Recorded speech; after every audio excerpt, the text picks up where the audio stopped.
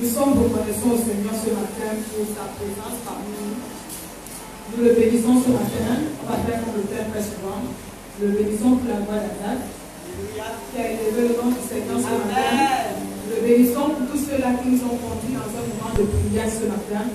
Nous le bénissons pour la direction de la prière qui a été faite par le pasteur Rémi. Et nous le bénissons pour la présence de chacun d'entre vous. Alléluia. Je crois que personne n'est venu par hasard ce matin. Comme le pasteur a dit, il y a quelque chose que le Seigneur a réservé pour toi ce matin. Alléluia.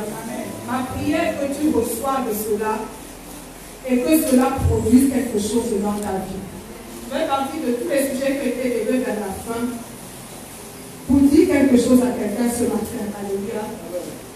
Nous sortons de ce premier temps de jeûne et de prière.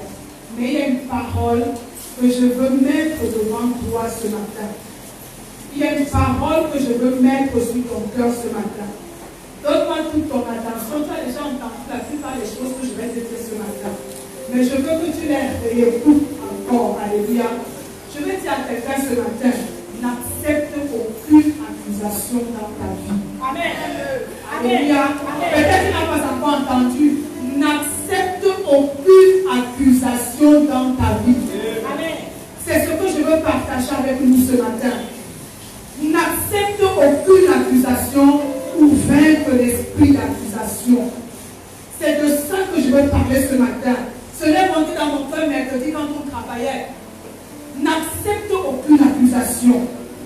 Tu dois sortir de ce temps de jeûne et de prière avec la pensée que tu as appelée à vaincre, à dominer l'esprit d'accusation dans ta vie. Alléluia. C'est quoi l'esprit d'accusation? Il y a plusieurs définitions, mais je vais vous donner quelques-unes. La première définition de l'esprit d'accusation, c'est quoi? C'est tout ce qui est contre la volonté de Dieu et qui s'impose à toi comme étant ton héritage. Tout ce qui est contre la volonté de Dieu, mais qui veut s'imposer dans ta vie comme étant ton héritage, comme étant ta portion. L'esprit d'accusation, c'est quoi? C'est tout ce qui te prive de la liberté que Jésus t'a donnée. L'esprit d'accusation, c'est quoi? C'est tout ce qui te prive des bonnes choses que le Seigneur a déjà pris à la croix de Golgotha pour toi. L'esprit d'accusation, c'est quoi? C'est tous les verdicts, tous les jugements, toutes les décisions qui limitent ta vie. Mais le Seigneur me dit de te dire ce matin, n'accepte pas ça. N'accepte pas ça. N'accepte pas ça. Alléluia. Dis avec moi, je n'accepte pas l'accusation dans ma vie. Je n'accepte pas l'accusation dans ma vie. Je triomphe de l'esprit d'accusation.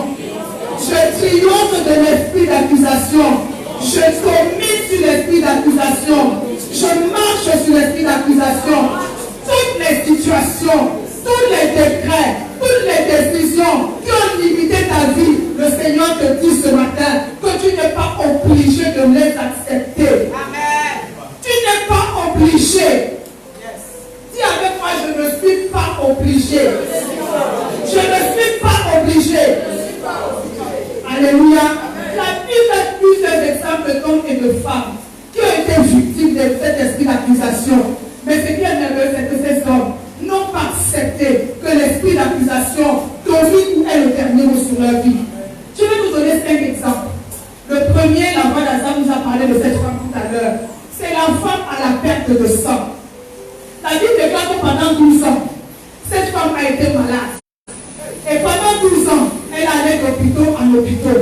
Elle allait de naturopathe en naturopathe. On a dit, prends ça, elle a pris. Mange ça, elle a mangé. Prends cette position, elle a eu à prendre de toutes les positions. Mais la Bible déclare que plus les années avançaient, plus sa santé se détériorait. Au point où même les finances en ont pris un coup, elle n'avait plus rien. La maladie avait condamné la vie de cette femme. La perte de sang avait condamné la vie de cette femme.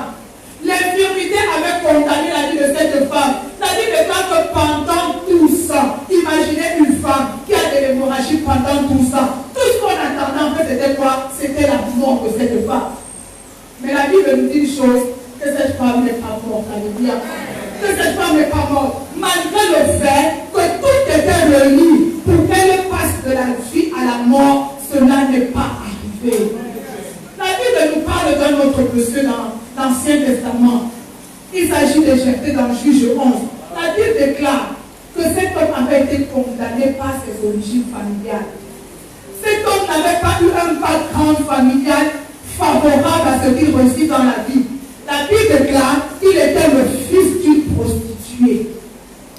Et quand la femme de ce monsieur Galate a mis au monde des enfants, une fois devenus grands, ces enfants, les enfants légitimes, comme on dit, les enfants légitimes ont chassé Jephthé. Et nous on dit, j'aime bien la phrase, tu n'as pas part à l'héritage de notre père.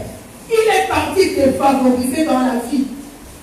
Il n'avait pas eu une bonne situation familiale à cause de ses origines. Le fait qu'il soit l'enfant d'une Djomba et de surcroît une Djomba prostituée, il n'avait pas droit à l'héritage de son père. C'est comme quand peut-être tu vas dire que je ne suis pas né d'une bonne famille. Mais ça ne doit pas te condamner. Alléluia. Ça ne doit pas limiter ta vie. Alléluia. Ça ne doit pas te retenir dans la vie. Fils de prostituée. Mais on le voit quelques années plus tard devenir le chef, devenir le général, devenir le président de ceux qui l'avaient chassé. Pourquoi? Parce qu'il n'avait pas accepté d'être condamné par ses origines familiales. Il n'avait pas accepté. Et c'est ce que je veux te dire ce matin. N'accepte pas. N'accepte pas. La Bible nous parle d'un autre homme. La Bible ne nous parle pas d'un autre homme, d'une autre femme. Alléluia.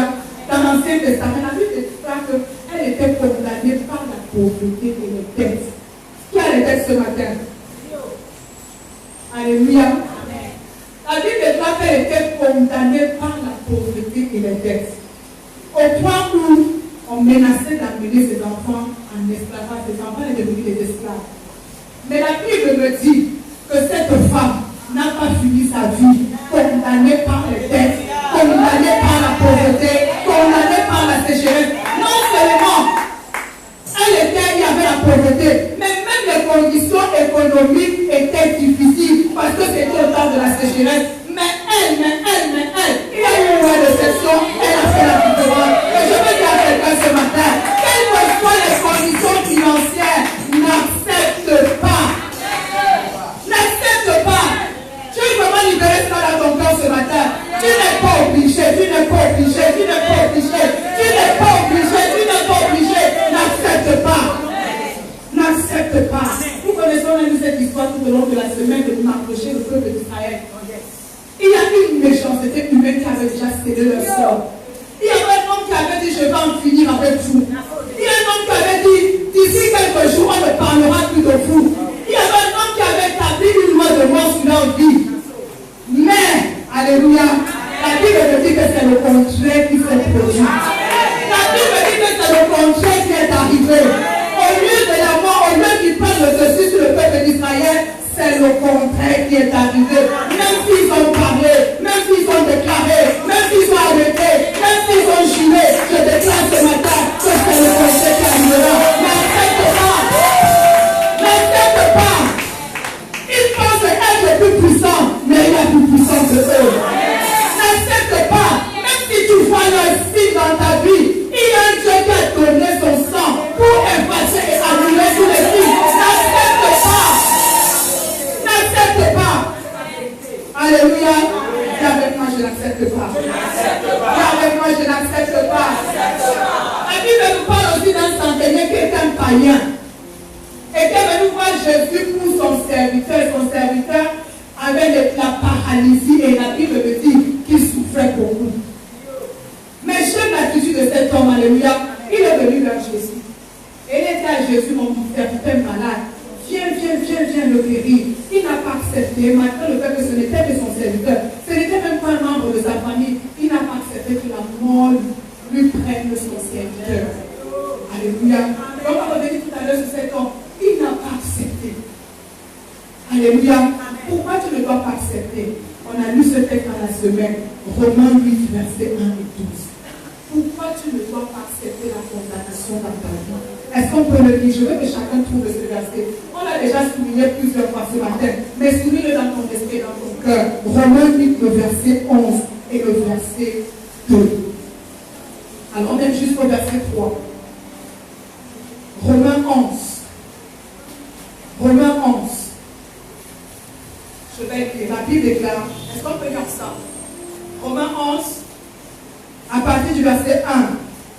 jusqu'au verset 3. À 2, nous lirons une fois et deux. Je dis donc, Dieu a-t-il rejeté son peuple? Pardon, c'est Romains 8, verset 1. Romains 8, je suis devant Romains 8, mais je dis Romains 11. Romains 8, verset 1 jusqu'au verset 3. Est-ce que nous sommes tous à la page? On va lire à 2. Une fois et deux. Il n'y a donc maintenant aucune condamnation pour ceux qui sont en Jésus-Christ, qui marchent non selon la chair, mais selon l'esprit. Verset 2. En effet, la loi de l'esprit de vie en Jésus-Christ m'a affranchi de la loi du péché et de la mort. Car chose impossible à la loi, parce que la chair la rendait sans force. Dieu a condamné le péché dans la chair en envoyant à cause du péché son propre Fils dans la chair semblable à celle du péché. Pourquoi je ne dois pas accepter? Parce que la Bible me dit que Jésus m'a affranchi. Il y a des versions qui disent Jésus m'a libéré. Il y a des versions qui disent Jésus m'a sorti. Jésus m'a libéré de la loi du péché et de la mort. Il m'a, pas qu'il va me libérer, c'est déjà fait. Il m'a libéré. Il m'a libéré de la mort. Il m'a libéré de l'échec. Il m'a libéré de l'imitation. Il m'a libéré de la méchanceté, du pouvoir de la méchanceté humaine. Il m'a libéré. Par conséquent, je n'ai pas le droit d'accepter. Par conséquent, je ne suis plus obligé de subir. Parce que Jésus m'a affranchi. Et c'est la raison pour laquelle il n'y a aucune condamnation. Dis avec moi, il n'y a aucune condamnation. Qui va subsister dans ma vie. Il n'y a aucune condamnation qui va demeurer dans ma vie. Il n'y a aucune condamnation qui doit parler dans ma vie. Il n'y a aucune condamnation qui doit limiter ma vie. Il n'y a aucune condamnation. Église, reçois cette parole ce matin. Reçois cette parole ce matin.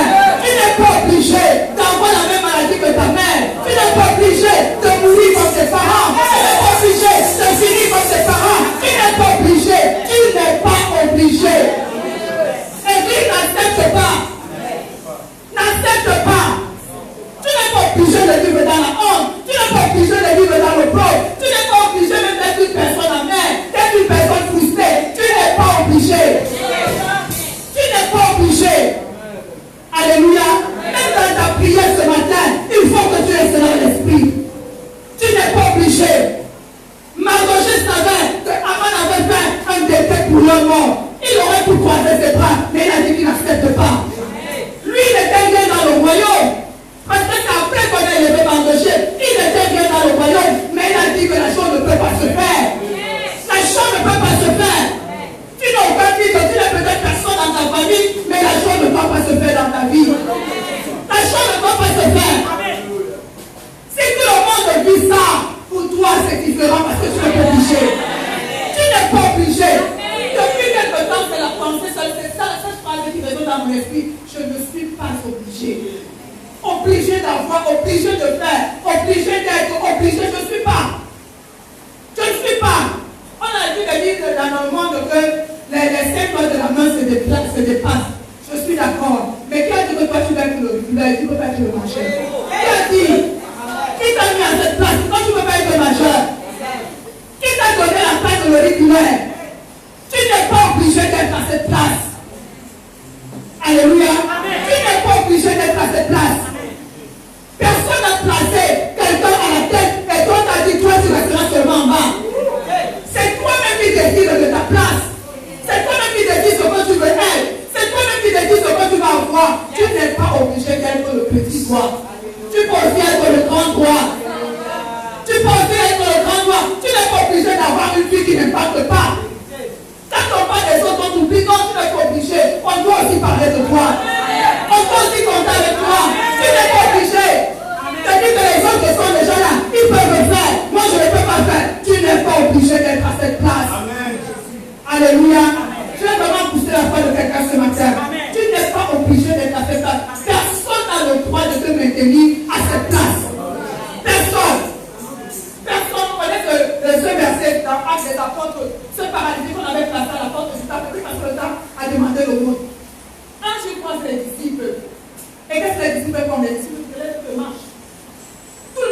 oublié là-bas, tout le monde avait condamné là-bas, mais Jésus, quand Jésus entre quelque part, il lève la condamnation. Il était venu s'asseoir quand les gens entraient, cette prédication de l'évêque. Les gens étaient entrés ce jour comme un dimanche, on l'a laissé là assis à la porte. Mais à la sortie, il était plus devant, mais il était dans le temple avec eux. Celui qu'ils avaient laissé dehors, les a rejoints dans le temple et ensemble ils ont glorifié le Seigneur. Tu n'es pas obligé de rester à cette place. Tu n'es pas obligé. Moi je suis souvent boosté dans cette église par la foi de certaines personnes. Alléluia. Et je vais t'encourager à rechercher ce genre de personnes. Je suis souvent boosté dans cette église par la foi de certaines personnes. J'ai connu une soeur quand elle veut déménager. Elle déménage sans un seul franc de la poche. Tellement l'endroit où elle vit devient désagréable, inconfortable, qu'elle dit je veux partir d'ici. Elle n'accepte pas que les souris deviennent ses colocataires. Elle n'accepte pas que les autres musées deviennent ses colocataires. Elle n'accepte pas que le quartier dans lequel pour lui-même son environnement spirituel, elle dit je dois partir d'ici. Et toutes les fois qu'elle a dit je pars, même 5 francs. Mais qu'est-ce qui se passe généralement? Elle se dit quand je vais me lever là, il y aura une leçon pour moi. Et l'argent va me suivre. Pourquoi? Parce qu'elle n'accepte pas la médiocrité. Si tu l'acceptes, tu l'auras. Si tu acceptes cette situation-là, tu vas y demeurer. Il y a souvent Florence qui vient à l'église. Vous savez, tant que la maladie n'est pas dans votre corps, vous ne pouvez pas savoir ce que ça fait. Vous ne pouvez pas savoir combien ça fait mal. Mais souvent, malgré la douleur, elle cherche ce qu'elle dit. Elle ne laisse pas la maladie dominer sur elle. Un dimanche, elle est venue toute pimpante. J'ai dit, maman, aujourd'hui, tu as voulu insulter la maladie. Elle a dit que oui. Mais c'est le jour où elle se sentait le plus mal. Elle s'est maquillée, elle était bien habillée. Et elle est venue louer son Seigneur. N'accepte pas. N'accepte pas. Il est fait ce qui dit, moi, je les réseaux sociaux. Il dit, je ne peux pas manquer de rester à la pauvreté. Un jour, habille-toi bien. Parfume-toi bien. Quand vous allez à un concessionnaire de voiture, les grandes marques de voiture, là-bas aussi, tu es fait, tu montes tes mains sur le volant. Tu sors de là, tu vas dans un supermarché, tu vas dans un grand magasin de vêtements, tu essaies les voitures, même si tu ne payes pas, tu rentres chez toi, tu manges et tu dors. Fais ça de temps en temps aussi. Manque souvent de rester à la pauvreté. Qui a dit? Mais vous savez, le danger, c'est quand tu n'as pas été libéré de l'esprit de condamnation, c'est que quand tu reviens de là, tu es pris. Seigneur, comment aussi je ne peux pas voir. Mais si tu as été libéré, tu vas dire, je dois avoir ça. Je dois avoir ça. Ça aussi, c'est pour moi, alléluia. Il faut souvent manquer de respect à ceux qui veulent te manquer de respect. Alléluia. Si je ne suis pas obligé, tiens ton frère, je suis plus obligé. Parce que Jésus m'a libéré. Tu vas peut-être oublier tout ce que je vais dire ce matin, mais juste cette phrase. C'est Christ qui m'a dit cette année, la pauvreté ne va pas nous manquer de respect. La condamnation vient te limiter, tu veux faire mais tu ne peux pas faire. Tu veux manger, tu ne peux pas manger. Tu veux t'habiller, tu ne peux pas t'habiller. Tu veux percer, tu ne peux pas percer. Tu veux réussir, tu ne peux pas réussir. Nous disons ce matin que nous n'acceptons plus. Christ nous a libérés pour vivre libre. Pour vivre libre. Vivre libre. Sinon, il est mort pour rien.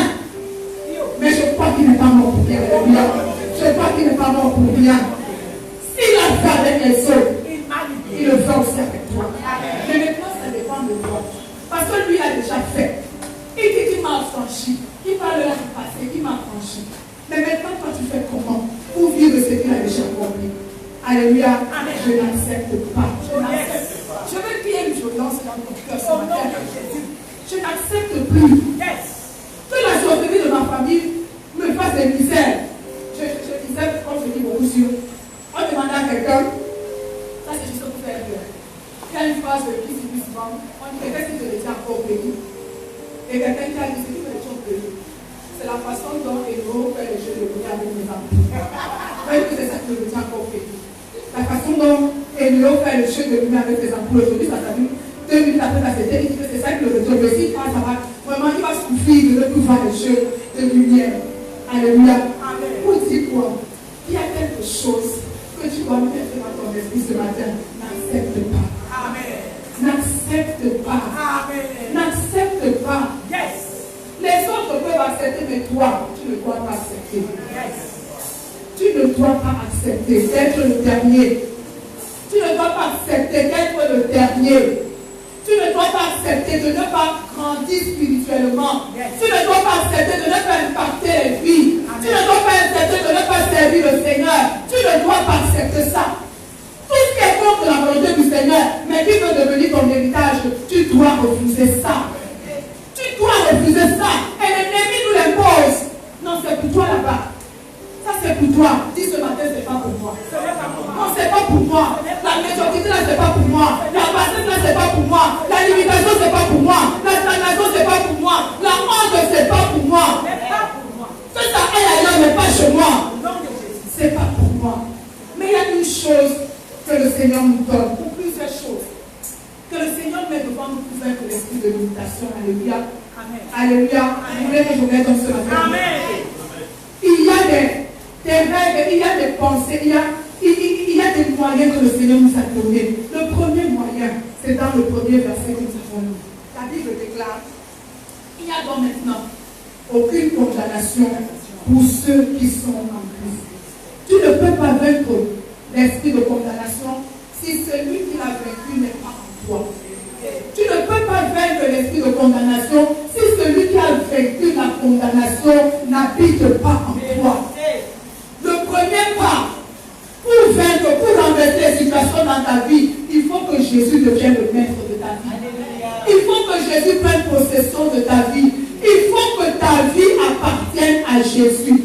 Il n'y a pas de condamnation pour ceux qui sont, pour ceux qui appartiennent, pour ceux qui demeurent, pour ceux qui sont à Christ. Il n'y a plus de condamnation pour eux.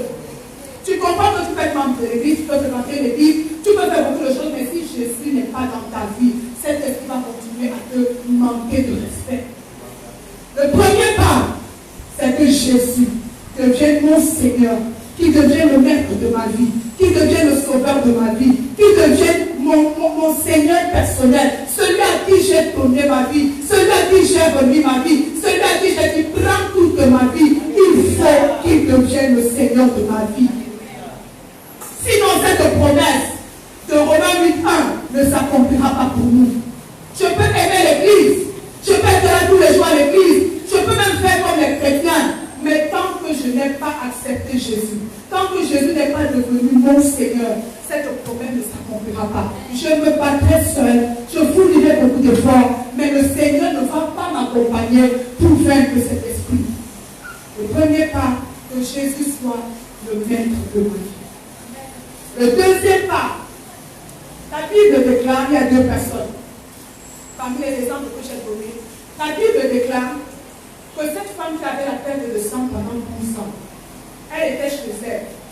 Quand elle a entendu parler de Jésus, quand elle a entendu que Jésus passait par sa vie, et la Bible me dit, nous connaissons tous, la femme s'est dit quelque chose en elle-même. La femme a eu une pensée dans son cœur par rapport au fait que Jésus est en train de passer. Et c'est par rapport à ce qu'elle s'est dit qu'elle s'est levée et qu'elle a agi. La deuxième chose qui peut te donner la victoire sur l'esprit de condamnation, c'est ce que tu te dis à l'intérieur de toi-même. Ce que tu penses à l'intérieur de toi-même. Ce que tu penses par rapport à ta vie. Ce que tu penses par rapport à la situation. Et ce que tu penses par rapport à Dieu. C'est ce que tu penses à l'intérieur de toi-même. C'est ce que tu penses qui amène l'action. C'est pas ce que tu dis. On a une génération de chrétiens trop bavards qui parlent mais qui n'agissent pas. Mais c'est ce que tu penses à l'intérieur de toi-même qui amène l'action dans ta vie. Elle a dit, si je puis seulement toucher le vêtement de Jésus, je serai guéri. Elle a dit et elle a fait. Amen. Elle n'a pas juste parlé. Quand nous parlons souvent comme ça dans le feu, oh j'espère plus que vainqueur, oh Jésus me donne la victoire, mais c'est toi qui es en train de pleurer, c'est toi qui es en train de lamenter, c'est toi qui es tout triste. La Bible déclare qu'elle s'est dit quelque chose à l'intérieur d'elle-même. On a déjà vu prêcher dessus plusieurs fois. Quelles sont les pensées qui sont dans ton cœur? Quand le centenier va vers Jésus et que Jésus veut lui répondre, alors il dit une chose à Jésus. Tu n'as même pas besoin de te déplacer, Jésus, parce que moi je sais qui tu es. De la même manière que moi je suis un homme d'autorité, quand je dis un mot, le mot exécuté, tu n'as même pas besoin de te déplacer. Parle là-bas où tu es, et je sais que ta parole, que les anges exécutent, vont l'exécuter dans la vie de mon serviteur, et il sera guéri. Il avait une pensée, il croyait en quelque chose. Quelles sont les pensées que tu as dans ton cœur? as dans ton cœur. La femme s'était dit, si je peux seulement toucher, si je peux seulement, si je peux. C'est ce à quoi tu penses. Dans ton cœur, au plus profond de toi, qui détermine les actions que tu vas poser. On ne peut pas poser cette année si nous avons de mauvaises pensées. On ne peut pas oser cette année si on a des pensées de défaite. On ne peut pas oser cette année si on a des pensées d'impossibilité. On ne peut pas oser cette année si nous-mêmes nous condamnons. Mais la femme a dit, et j'aime cette attitude parce que malgré le fait, 12 ans, ce n'est pas 12 jours, ce n'est pas 12 heures, c'était 12 ans, c'est la vie d'un être humain sur terre. 12 ans de souffrance. 12 ans. Chaque fois, j'imagine combien elle était frustrée. Quand il fait bien de ça, mon entourage, il a fait des miracles. Elle voit que les autres ont souffert de la même maladie. Ils ont retrouvé la guérison, mais elle, ça ne marche pas. J'imagine un peu de frustration. Mais elle n'est pas demeurée dans cette frustration. Elle s'est encore dit quand elle a entendu parler de Jésus que celui-ci peut encore faire quelque chose pour moi. Celui-ci peut encore faire quelque chose pour moi. Elle n'a pas accepté que la frustration la condamne. Elle n'a pas accepté que l'échec la condamne. Elle n'a pas accepté, elle n'a pas accepté. Elle s'est dit, même si les autres voient, j'ai été dessus, j'ai été frustrée, je veux croire que cette fois-ci sera la meilleure pour moi. Elle s'est dit quelque chose. Elle a pensé quelque chose. Toutes les années intérieures, ça peut marcher. Mais je me dis à moi-même que cette année, quand je vais me lever, quand je vais poser, la chose va marcher. Si tu n'as pas de bonne pensée, il n'y aura pas d'action. C'est parce que je me dis que la maladie ne va pas devenir sur moi, que je vais porter mon plus beau vêtement, que je vais venir à l'église et que je vais louer mon Dieu malgré les douleurs dans mon corps. Pourquoi c'est que ce soir tu es dans la maison de Dieu? C'est que dans vos corps vous dites que Dieu ne vous aime plus. Hein? Pourquoi venir dans l'église, vous êtes amené, vous êtes triste, on dit que louer de chanter, la voix d'Alta va s'écrouler, là, tu regardes comme c'était le cinéma, parce que dans ton cœur tu ne penses rien de ce Dieu. Si tu sais que c'est le Dieu à qui rien n'est impossible, si tu sais que c'est le Dieu qui est pour toi, si tu sais que c'est le Dieu qui ne manque pas, si tu sais que c'est le Dieu qui n'arrive jamais en retard, si tu sais que c'est le Dieu qui dit et la chose arrive, même si tu ne vois rien, quand tu arrives ici là, tu viens dans une attitude de foi parce que tu connais qui est ton Dieu. Tu connais qui est ton Dieu. Alléluia. Elle s'est dit quelque chose. Qu'est-ce que tu te dis? Tu vois la maladie, tu vois les échecs, tu vois que les choses ne marchent pas, tu vois comment ça stagne, tu vois comment le soleil ne brille pas sur ta vie. Mais qu'est-ce que tu te dis? Elle ne s'est pas dit quand tout allait bien, elle s'est dit pendant qu'elle était encore malade. Amen. Elle s'est dit pendant qu'elle était encore malade, pendant qu'elle était privée de d'aide, pendant que le centenier était malade, pendant que la mort frappait sa porte, la maman est en train de la piper, mais elle s'est dit quelque chose. Qu'est-ce que tu te dis? Oh yes. Alléluia. Amen. Église, qu'est-ce que tu te dis? J'ai parlé avec une cousine qui est en Espagne, depuis qu'elle arrive en Espagne, les choses ne marchent pas. Et son langage, c'est le langage pour plusieurs d'entre nous. Vraiment, ça ne marche pas, ça ne marche pas. Les autres, même quand ils arrivent au même endroit que moi, ils font et ça marche facilement, mais pour moi, c'est dur, c'est compliqué, ça ne marche pas. Vraiment, je ne sais pas ce que je vais dire là-bas. Si tu n'es pas arrivé jusqu'à là-bas pour échouer, ça doit seulement marcher, ça va sauf marcher. Au nom de Jésus. Ça va sauf marcher, approche-toi, ça va sauf marcher. Et ne te dis pas que tu es seulement un journaliste qui a dit que je crois que tu es même déjà oublié. C'est comme si il ne se souvient plus de moi, je fais un air de ses pensées de ton cœur. Et c'est là où ok, je vais me relever encore dans le jeûne et dans la prière. Qu'est-ce que tu te dis? Amen. Qu'est-ce que tu te dis? Quelle est la condamnation qui t'amène à croire que ce n'est plus possible? Quelle est cette maladie qui t'amène à croire que tu vas finir comme ça? Qu'est-ce qui te condamne ce matin? Alléluia. Amen. Mettez-vous un peu à la place de cette femme à peine de ça. On va le écouter.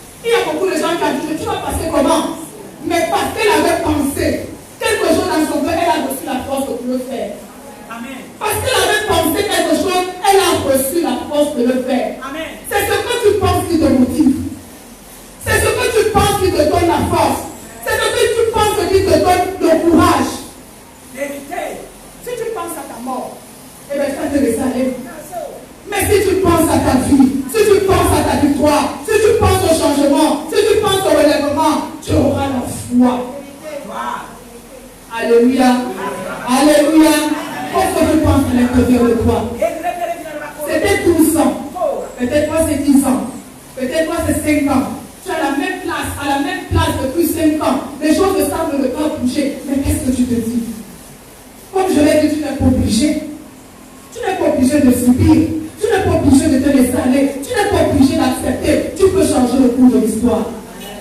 Tu peux changer. On a vu de dire l'islam peut pouvoir changer demain. Tu as le pouvoir de changer ta destinée. Amen. Qu'est-ce que tu te dis?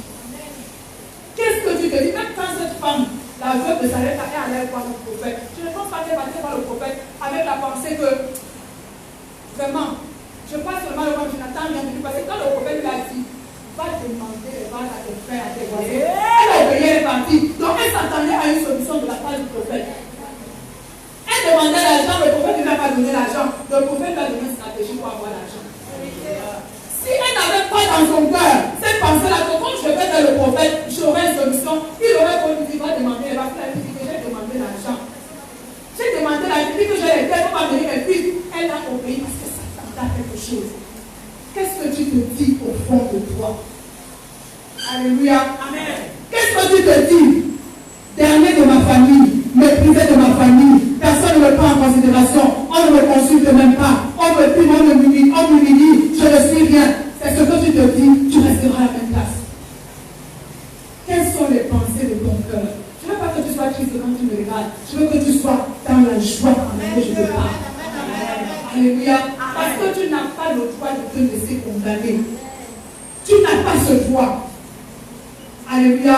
Fais une folie aujourd'hui même.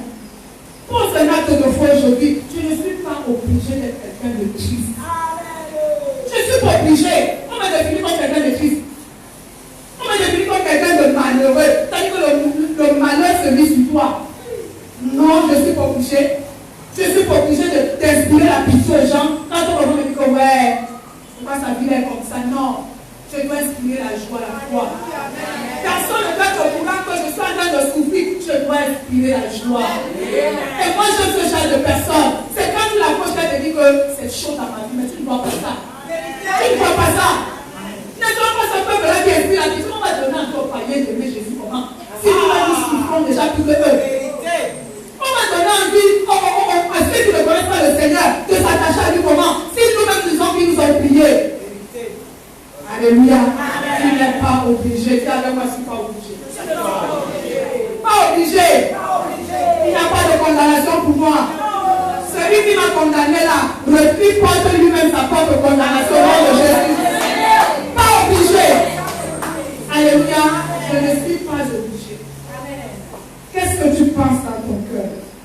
Pendant que je préparais cette pensée, il y a beaucoup d'images qui me sont venues, des personnes qui me sont venues. Change ta façon de penser. Je ne vais pas citer les noms, mais change ta façon de penser. C'est ce que tu penses qui t'amène à te trouver dans cette situation. Change ta façon de penser. Change-la. Change-la. Même si tu n'as pas les signes que ça peut changer, moi je te dis que ce que tu penses là va changer. Il est allé dire à de quoi? Si tu crois, tu verras la gloire. Mais la tête est dans la tombe. La tête est dans la tombe. Il était plus malin de les gens enterrés. Mais il dit à Marthe et Marie que si tu crois, tu verras. Quelle gloire elle est déjà morte. Il a fait le sang. Quelle gloire. Mais si tu crois dans ton cœur, si tu crois, tes yeux verront.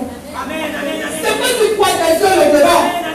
Ce que tu penses, tes yeux le verront. Qu'est-ce que tu penses dans ton cœur? Toi-même, enlève la condamnation que tu as mise sur ta vie. Oh yes. Enlève ça.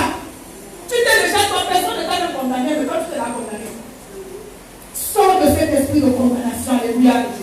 Personne. Si personne n'a le droit de te condamner, toi-même tu n'as pas le droit de te condamner. Amen. Sors de cette condamnation. La première chose, il faut que tu appartiennes à Jésus. La deuxième chose, c'est ce que tu te dis au plus profond de toi. Qu'est-ce que tu penses ce matin? Qu'est-ce que tu penses quand nous regardons notre église? Qu'est-ce que nous pensons? Quand nous regardons le rocher ce matin, qu'est-ce que nous pensons?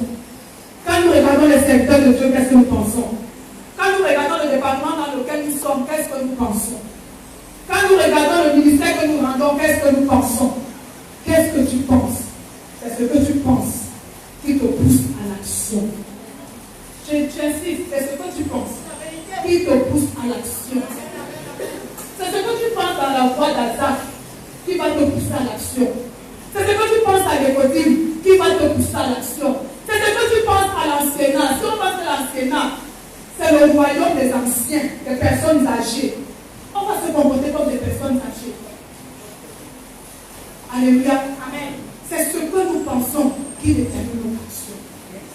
La troisième chose, allons dans AG. AG 2. AG 2. On va lire. Du verset 1 jusqu'au verset 5. AG 2. Je vais lire, est-ce qu'on sommes à la page AG 2. La Bible déclare, le 21e jour du 7e mois, la parole de l'Éternel se révéla par Agé le prophète en ces mots. Parle à Zorobabel, fils de Shealtiel, gouverneur de Juda, à Josué, fils de Josadak, le grand sacrificateur, et au reste du peuple, et dis-leur, quel est parmi vous le survivant qui a vu cette maison dans sa gloire première? Et comment la voyez-vous aujourd'hui, telle qu'elle est? Ne paraît-elle pas comme bien? Maintenant, fortifie-toi, Zorobabel. Fortifie-toi, Olive. Fortifie-toi, Charlotte. Fortifie-toi, Marie. Fortifie-toi, Maman Eladie. Fortifie-toi, Maman Victorine. Fortifie-toi, Josué, fils de Josadak, grand sacrificateur. Fortifie-toi, Église du Rocher. Dis l'Éternel. Est-ce qu'on peut lire la phrase de Kismi? Et travailler. Je n'entends pas travailler. Et la phrase de Kismi, car je suis avec vous. On reprend travailler. Car je suis avec vous. Travailler. Car je suis avec vous. Alléluia. La troisième arme pour vaincre l'esprit de condamnation, c'est le travail. Amen. Je n'entends pas les amen. Amen. C'est le travail. Amen. Dieu fait le constat avec le peuple d'Israël. Il dit que moi-même je vois comment cette maison s'est dans un tel état. Je me demande même si ça peut encore changer. Il dit, qui parmi vous a vu cette maison dans sa première gloire? Quand vous la regardez aujourd'hui, elle ne ressemble à rien. Elle ne donne même pas envie. Elle ne ressemble à rien. Elle semble sans avenir. Elle semble sans gloire. Et bien il dit, fortifie-toi, Zorobabel, ça c'était le chef. Fortifie-toi, Josué, ça c'était le sacrificateur. Et du peuple, tout le reste du peuple, fortifiez-vous. Et il donne plus l'instruction qui doit travailler. Il n'a pas dit aller chez aller prier, il dit quoi? Travailler. Vous voulez un autre résultat, il faut travailler. Vous voulez vivre autre chose, il faut travailler. Il faut effectuer une tâche. Il faut fournir des efforts pour faire quelque chose qui va amener un autre résultat dans ta vie. Il faut travailler. Que ce soit spirituellement, que ce soit matériellement, que ce soit même pour ton foyer, pour ton couple, il y a un travail que tu dois faire. Il y a un travail que tu dois faire. Il a dit à Israël, vous devez travailler. Je suis avec vous. Ça veut dire que parce que je suis avec vous, le travail de vos mains portera du fruit. Il dit travailler, transpirer, réfléchissez, consentez des sacrifices. N'ayez pas des heures de sommeil illimitées dans vos vies. Il faut travailler. Tu veux une vie de prière, une vie spirituelle puissante, tu dois travailler dans ce cas, la puissance dans la vie spirituelle. Nous prions souvent pour l'argent. J'aime bien, mais depuis un certain temps, je ne suis pas en train de prier pour l'argent. Je prie pour que Dieu me donne ce qui apporte de l'argent. Tu peux te Seigneur, donne-moi l'argent. Oui, un jour, il va te donner 10 000, mais tu ne donneras pas de cette façon. Il a dit, je bénirai le travail de vos mains. Je bénirai l'œuvre de vos mains. Je bénirai ce que tu fais. C'est ce que tu fais qui apporte la bénédiction dans ta vie. C'est ce que tu fais qui amène le changement dans ta vie. Il y a quelque chose que tu dois faire. Il y a quelque chose que tu dois produire. Dorcas était condamné par la mort. Mais qu'est-ce qui a brisé la loi de la mort? C'était les œuvres de Dorcas. Amen. Tu produis qui amène un autre dans ta vie. Je vais prier, mais je vais aussi travailler. Je vais jeûner, mais je vais aussi travailler.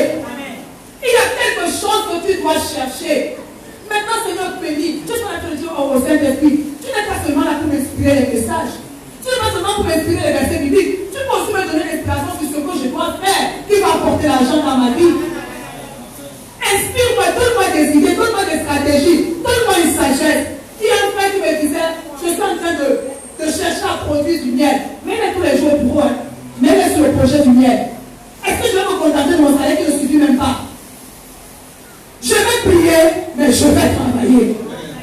Je vais jeûner, mais je vais travailler. Je vais faire ce qui apporte un autre résultat dans ma vie.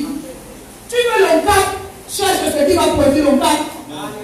Ne te contente pas de prier, Seigneur, bénis-moi. Il bénit quoi? Il dit, je bénis l'œuvre de vos mains. Il va bénir quoi? Il va bénir quoi? C'est ce que mes mains font que j'amène devant le Seigneur. Voici ce que je fais. Mets ta bénédiction, mets ta grâce, mets ta faveur. Que les portes s'ouvrent, que les clients viennent, que c'est un autre niveau. C'est ce que tu apportes qui bénit. Seigneur, ouvre, donne-moi l'intelligence. Arrêtons aussi de croire qu'il faut que le gouvernement me donne un travail. Tu as une unité de production toi-même. Tu peux produire quelque chose. Et c'est ce qui manque à l'église du Seigneur. Tu peux produire. Parce que Dieu t'a doté de son intelligence. Alléluia. Retraité ou pas retraité, tu peux produire quelque chose. Il ne donne pas seulement la sagesse pour gérer les problèmes entre les frères et les sœurs. Il faut se donner la sagesse pour produire quelque chose. Alléluia. Alléluia. La maison de l'Éternel était tombée en lambeaux. Il n'y avait même pas moyen de vivre le lèvement. Mais Dieu leur a donné une seule instruction. Il faut travailler.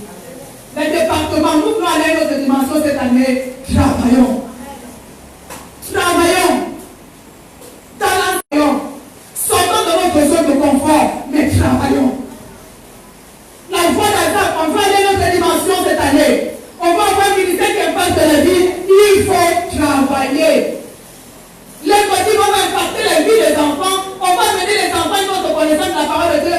Il faut travailler. Travailler, ça veut dire quoi? Des efforts fournis. Sortir de sa zone de confort. Transpirer un peu. Avoir des nuits blanches. Une action qu'elle devait poser. Certainement, faisant le porte-à-porte, il y avait des portes qui se fermaient. Mais il y en a aussi qui se sont ouvertes et qui lui ont donné des vases.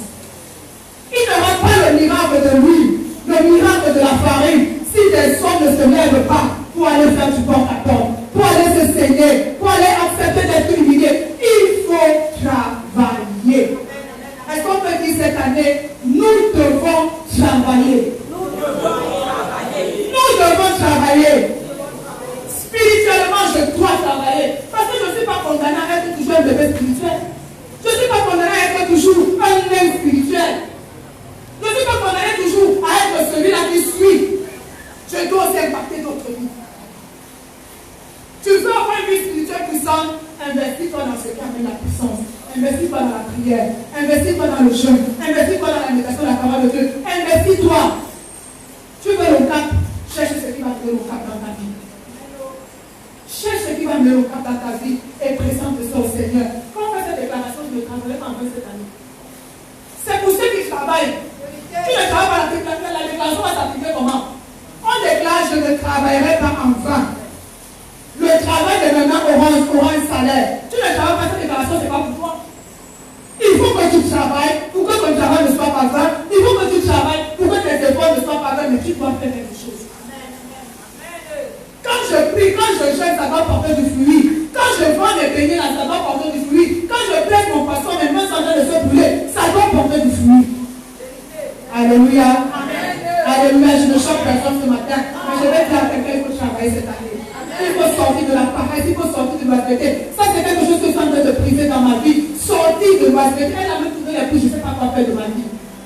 J'attends que quelqu'un me donne, j'attends que quelqu'un me fasse, j'attends que quelqu'un puisse demain me donne 1000 francs. Et quand le donne, moi, je suis frustré. Quand le donne, moi, je dis que l'église là ne m'aide pas. L'église là ne m'aime pas. Toi aussi, tu vas donner pas. Alléluia. N'accepte pas d'être seulement celui qui reçoit, sois aussi celui qui donne.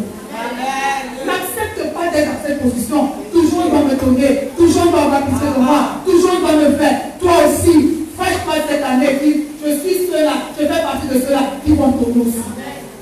Qui vont donner, qui vont impacter, qui vont faire du bien, qui vont réjouir le cœur des autres. Je veux aussi être dans cette catégorie-là cette année.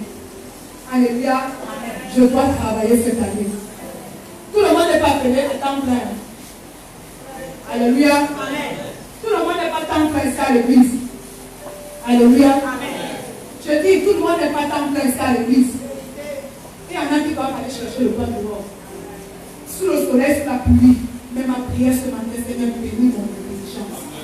Donne-moi des idées, un esprit de créativité, un esprit d'invention, de savoir-faire. Comment on me demande que le potentiel que tu m'as donné pour que je perce dans la vie, qu'il se manifeste cette année. C'est comme ça que tu vas prier. C'est comme ça que tu es assis avec ton potentiel, que tu vas être en train de conduire les voitures, que tu vois seulement dans tes rêves. Mais dis Seigneur, bénis mon intelligence, bénis. Ce qui m'a condamné cette année doit tomber. Bénis mon intelligence. Je veux décider. Je veux décider, Seigneur. Ceux-là qui vont les entreprises n'ont pas la retraite, qui sont comme moi.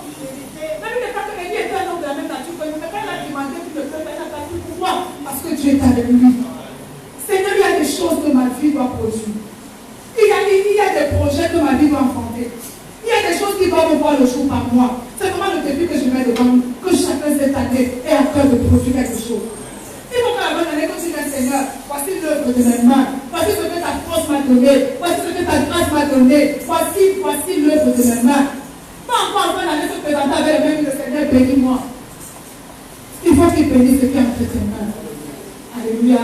Tout le corps est complet du travail cette année. Église, travaillons cette année. Nous voulons que les femmes affluent dans cette salle. Allons faire comme la veuve de Sarepta. Faisons du porte-à-porte. L'onction des femmes qui va couler dans cette église deviendra que quand chacun de nous se lèvera pour aller faire du porte-à-porte. Ce n'est pas la prière des visions priées que les hommes viennent. On prie en jeûnant seul. Seigneur, touche-les là-bas, délire là-bas. Envoie des anges les amener. Oui, il y a des moments où il m'a envoyé. Mais il a dit que je t'ai envoyé toi. C'est ce qu'il a dit que je t'envoie. Donc ne sont pas, il n'y a pas que les anges qui l'ont envoyé, il faut aussi envoyer. Allons aussi les chercher. Église, travaillons. Je sais que quand on dit ça, mais je veux dire que ça entre. Amen. Et ça va entrer. Cette année, tu dois travailler. Amen. Ne mange pas le pain de la parole, ne mange pas le pain de la pitié des forts. Il faut que tu manges le pain de la sueur de ton fond. Il faut travailler. Spirituellement, travaille l'église. Investis, si on veut pas, une église puissante, dans les miracles, dans les produits, dans les signes, investissons dans ce qui amène les miracles. Il faut que nous travaillions. Alléluia. Amen. Alléluia. Si je n'accepte aucune condamnation cette année, aucune condamnation. Alléluia. La quatrième chose, on va terminer par là. Et je sais que vous avez beaucoup aimé ça. Allons dans 2 Samuel 24. Moi, c'est une âme que le Seigneur m'a donnée. Je vais partager ça avec vous. 2 Samuel 24. C'est le dernier point. 2 Samuel 24. La Bible déclare que David avait énervé Dieu. Je parle en français simple. David avait énervé Dieu. Et Dieu avait prononcé un jugement sur Israël. Et il avait proposé à David de choisir le type de jugement qu'il veut, le type de condamnation qu'il veut. Soit il acceptait 7 années de famine, soit 3 mois de défaite, ou bien 3 jours de fléau. Parce que David avait fait un dénombrement, il avait compté le 2, 3, Dieu ne voulait pas de ça. Et Dieu a mis devant David 3 condamnations. 7 années de famine, 3 mois de défaite devant ses ennemis, ou bien 3 jours de fléau, pendant lequel les hommes vont mourir. Et la Bible dit que David n'a choisi ni l'un ni l'autre. Là, ça demande, je peux tomber entre les bras du Seigneur.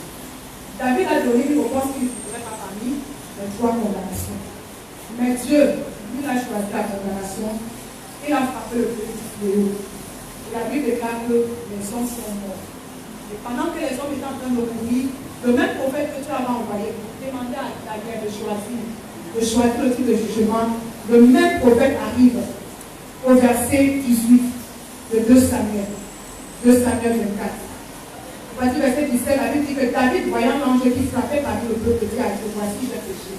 C'est moi qui suis coupable de mes brebis, ont-elles fait que ta main soit donc sur moi et non sur la maison de mon père. Verset 18, on voit là le prophète qui vient.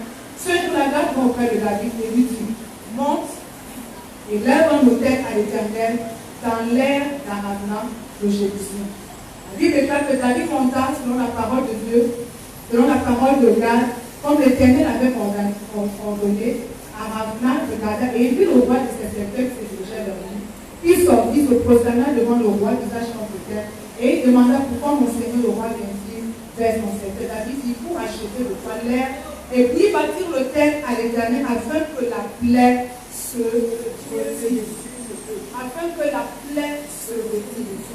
Il y a une arme que le Seigneur nous donne pour renverser les situations dans nos vies. Il y a une arme que le Seigneur nous donne pour accélérer notre destinée. Il y a une arme que le Seigneur nous donne pour briser les condamnations sur nos vies. Ce sont les autels. Alléluia. Je vais entendre un amen puissant. Amen. On a déjà parlé des autels, mais je vais vous parler en français simple. En latin, autel veut dire quoi? Autel veut dire lieu élevé. C'est le lieu où Dieu rencontre l'homme. C'est le lieu où l'homme apporte son sacrifice. Et il dit quelque chose en rapport avec ce sacrifice. C'est le lieu où l'homme apporte un sacrifice, quelque chose dont il se prive volontairement, quelque chose qui lui coûte quelque chose. Et il parle. Il n'y a aucun autel qui est muet. Tous les autels parlent. Et c'est cet autel qui, quand les situations arrivent, parle pour toi. Ici, il y avait un fléau. Dieu n'a pas dit à David d'aller jeûner, d'aller prier. Dieu lui a dit, bâtis-moi un autel. Et David est allé bâtir selon ce que Dieu lui a dit. Quand il est arrivé, le monsieur chez qui il devait bâtir, parce que Dieu est allé jusqu'à choisir le terrain. Le monsieur vers qui il est allé, il a dit, je te donne la terre, je ne donnerai rien à mon Dieu qui me fait prier. Je ne veux pas lui donner quelque chose qui me coûte rien.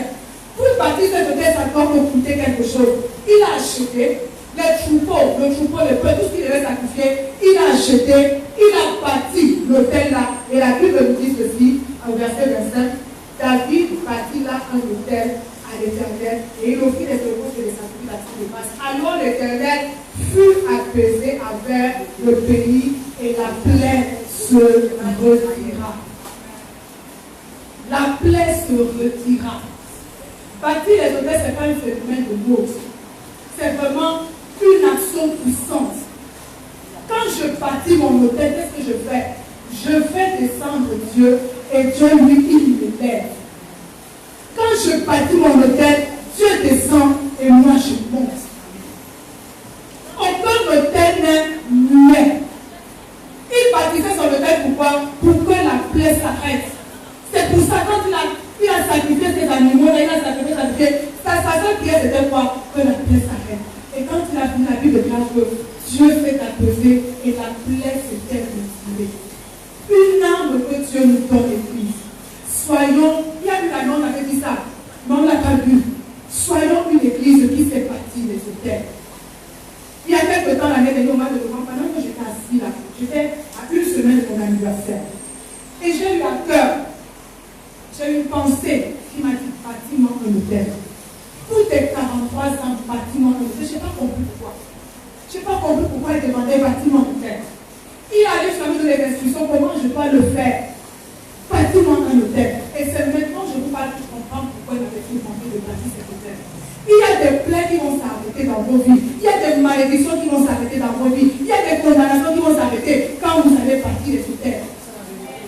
Quand vous allez partir des hôtels. L'hôtel, c'est un accélérateur de destinée. Pendant que tu pries 10 jours, un hôtel accélère les choses en quelques heures.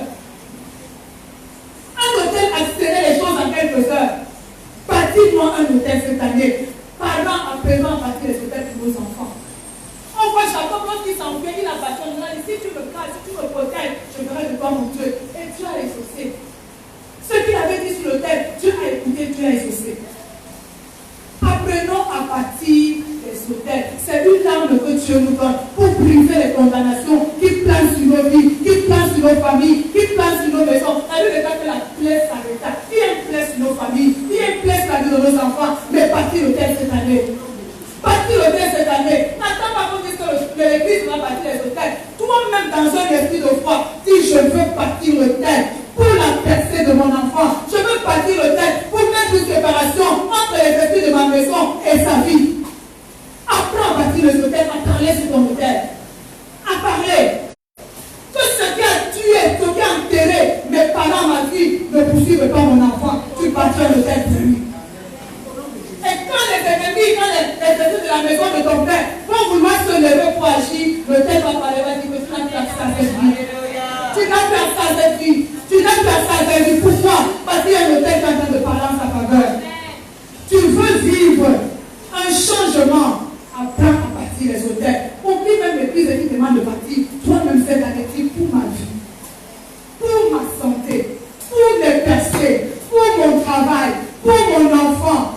mon business, pour mon entreprise, tout ce que je bâtis, Seigneur.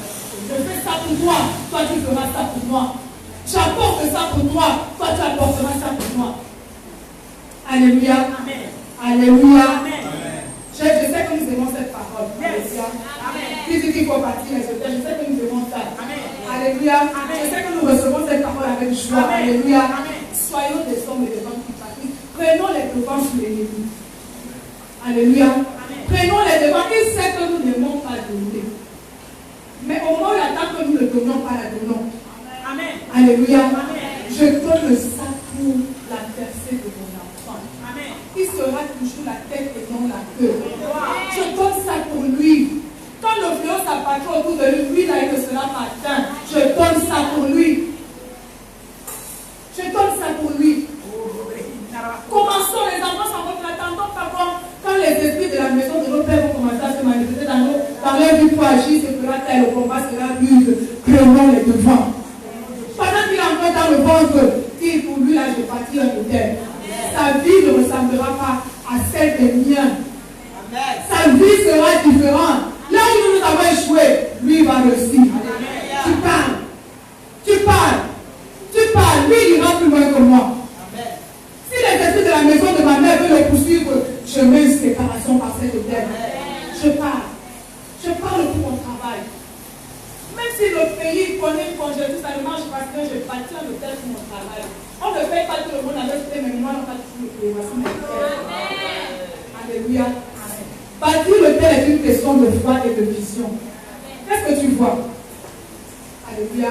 Bâtir l'hôtel est une question de foi et de vision. Quand tu vois quelque chose, tu vas te lever. Moi, c'est pour j'étais inscrit ici, mais je voyais un peu ma vie. Je voyais mon passé et je voyais ce que mon futur devait être.